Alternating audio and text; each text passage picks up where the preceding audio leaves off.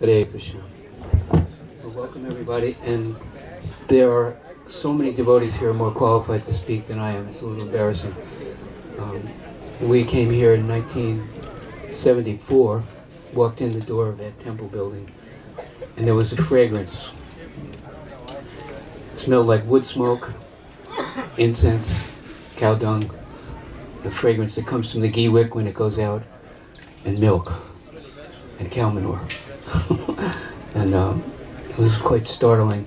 But the biggest impact I had was seeing the devotees. Chandramali was here, Radhanath Swami was here, Varshana Swami was here, Nitya Dita was here, Advaita, Tapapunj Prabhu. And we hear the children chanting in the kindergarten. They do this. I'm going to ask everybody to join in this, okay? I'll say it a few times, and then we want to hear your voices. We hear the children chanting. We are satisfied living in the forest of Vrindavan. We are satisfied living in the forest of Vrindavan. Again. We are satisfied living in the forest of Vrindavan. And what that boils down to is devotional service is all we need. And we see these devotees and the quality that they have in their character and their personality. And His Holiness Radhanath Swami, he's completely satisfied in devotional service.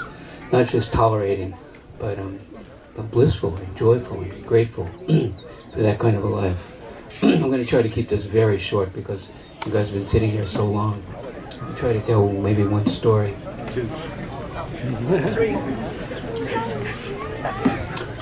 Srila Prabhupada came here. Chandramali Maharaj was saying, we were looking forward to that.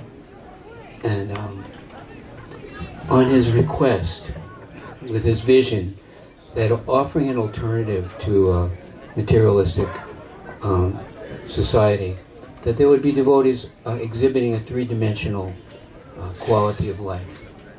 Right? It says in the Vedas, Parastas matu bhavanyo vyakto vitatsinatana. That beyond this world that we see with our ordinary vision, there's another quality of life. There's another world.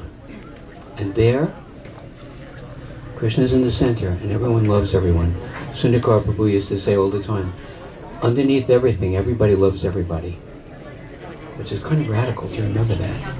We just came here on a plane from New York, and I was on the plane with all these people, and nobody was chanting.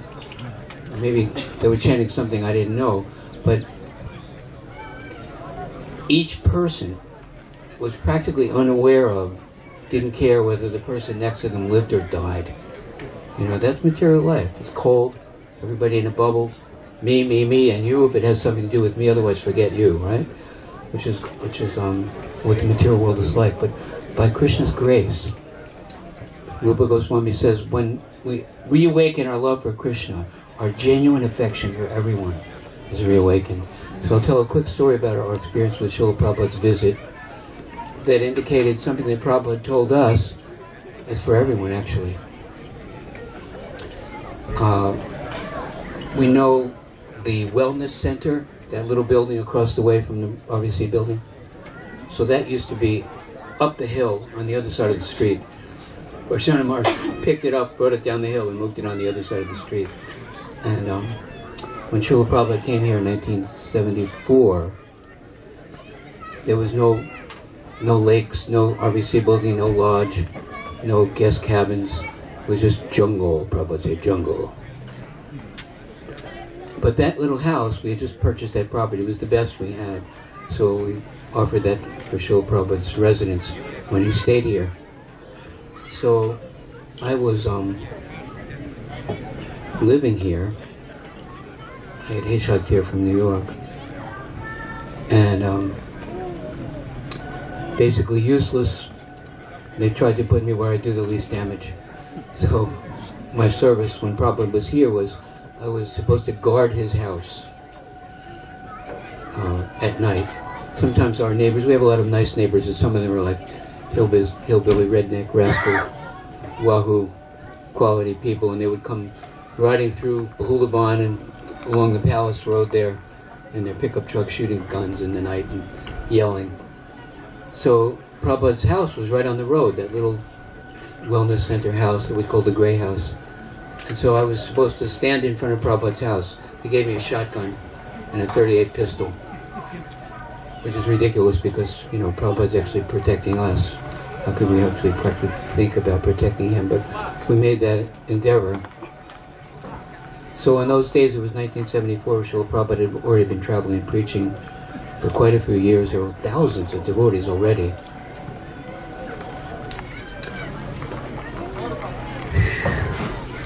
You didn't really get to hang around with Srila Prabhupada. He would be there in darshan or in the class or something. But unless you were GBC or sannyasi or temple president, you know, he was kind of like, I was rank and file, low rank personality. So Prabhupada was staying in the house and I was standing out front, and there's a window, Prabhupada's bedroom. So at 1 o'clock in the morning, Srila Prabhupada would wake up, I'd see the light go on. And the first time I was there, I heard Prabhupada's voice, and I was thinking, wow, Prabhupada's listening to a Prabhupada tape. That was actually Prabhupada speaking, dictating into his dictaphone, translating. I said, wow, Prabhupada, you know. So it started to rain. Not heavy, but it was raining. So the house is on the road, and there's a driveway going down, and under the house there was a garage. So I thought, well, I'll get out of the rain. I went down to opened up the garage door, blah, blah, blah. And I was standing there doing my guard duty. I didn't know Srila Prabhupada had come down through the house into the garage. He had these little brown corduroy slippers, you probably remember seeing them, very quietly. So I'm standing there.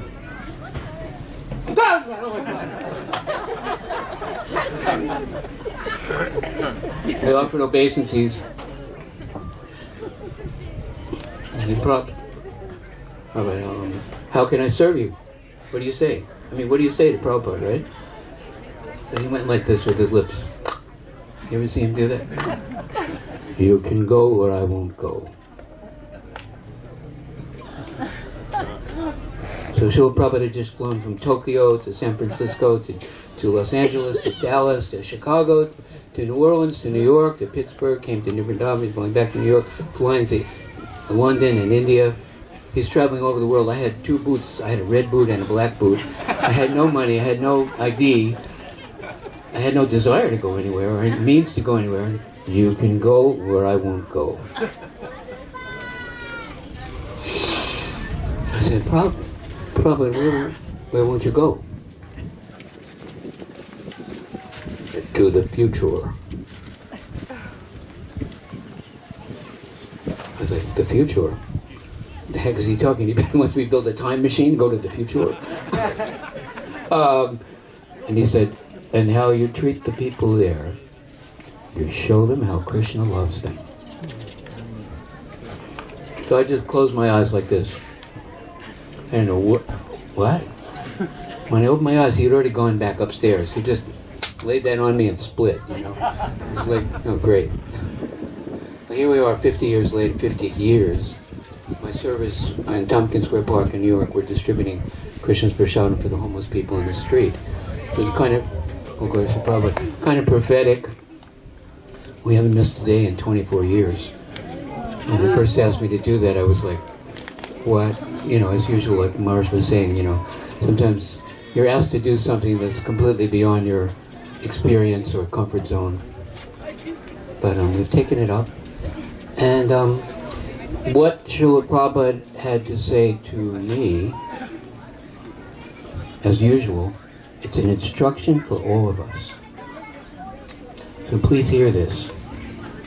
Go where I won't go. And show them how Krishna loves them. Right? Go where I won't go and show them how Krishna loves them. So I came to New Vrindavan because I had been reading Prabhupada's books, and I went one day to the morning program at the Brooklyn Temple, Himagawati, and I was very impressed. The kirtan, the devotees were all there. There were about 200 devotees at the morning Mangalarti program at 4 o'clock in the morning, 1973. And I was thinking, this is amazing, the philosophy and the prasadam and the community. And then, after the morning program, there's breakfast, which was fantastic. And then, everyone goes out. They close the lights, they turn off the heat, they lock the door, and everyone goes out. They do a book table, they do Harinam, they do straight book distribution, collect donations. And I was like, I'm not going out. Not me.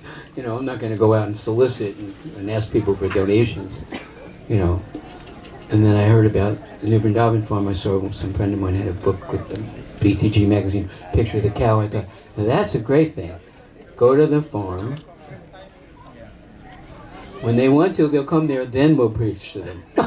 We don't have to go out. Little did they know that after I was here for 4 years, then I was asked to go out. I've been going out for the last 44 years, 46 years. We traveled, we're collecting for building Prabhupada's palace and developing the New Vrindavan community and preaching like that for many years, decades. But that quality of life of going to everyone, that you've never met them before, and then you offer them devotional service. What do you think? Right? Mother Gopal's probably collected like millions of dollars from every time. You just go to them. I remember seeing her one time. It was a car show in Cincinnati. And it was winter time, and it was difficult stopping people. And she actually tackled this one guy. Put her arms around him. Wait a minute, sir. There are stories like that where we are offering them an opportunity of something so valuable. I'll tell you one quick story because it's getting late here. It's at Yankee Stadium in New York City. This car pulls in. It's the second inning, which means the game has already started.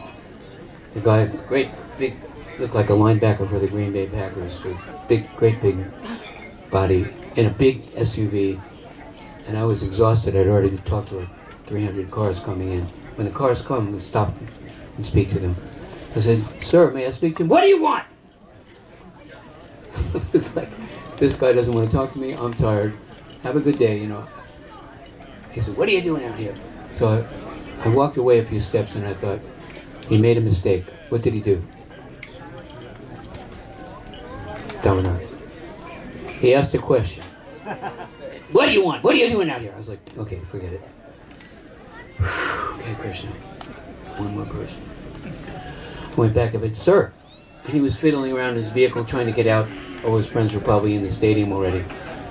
And I said, "Sir, you asked me a question. Would you allow me to try to answer that?" "All right, what do you want?" I said, "Well,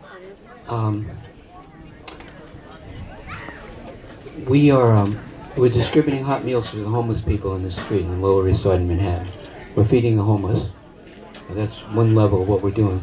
We also invite other people to come and help in the service of God. It's an interfaith program. We have Muslim people, Christian people, Jewish people working together instead of killing each other. And we invite people to come and help to serve the people. They do some service to God. And then you see all these cards stretched out. We went to every single vehicle. And we told them about what we're doing. And we asked them for a donation. Oh, you see those two young men over there in the pickup truck with the cigars? I just talked to them. And they said, "Buddy, we just spent $25 to park the car. $60 to sit up in peanut heaven in Yankee Stadium at the cheap seats. $6 for every cup of beer we drink in there. These cigars cost us $2. We had to put gas in the car before we came here. And after this, we're going to the Naked Dance, to the nudie bar, and we're going to spend money there. And you want us to give you money." So I said to them, "Well, gentlemen, this is different. This money is the best thing you spent all day, and will come back to you in a wonderful way beyond your dreams. This is in the service of God. So we're asking you to give a donation." So they did. So then this great big guy in the SUV, he said, "Ah," like that. "Ah." reached in his wallet and pulled out, it was a $5 bill and 3 singles. He grabbed it like this, he put it in my hands, he took it back, put it in his wallet, put his pocket, reached in his top pocket, he pulled out a $100 bill.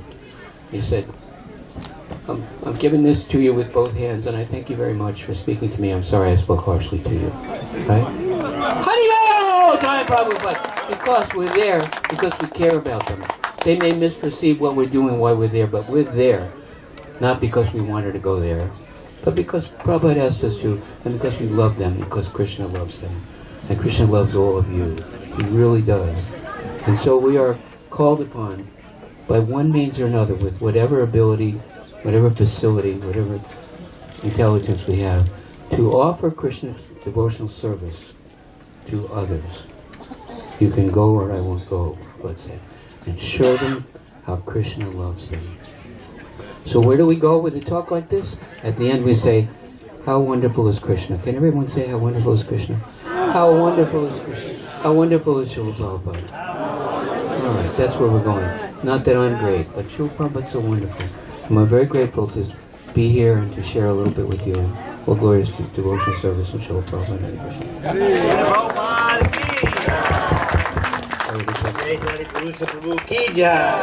Thank you so much for inspiring us to serve Krishna and to share that with others.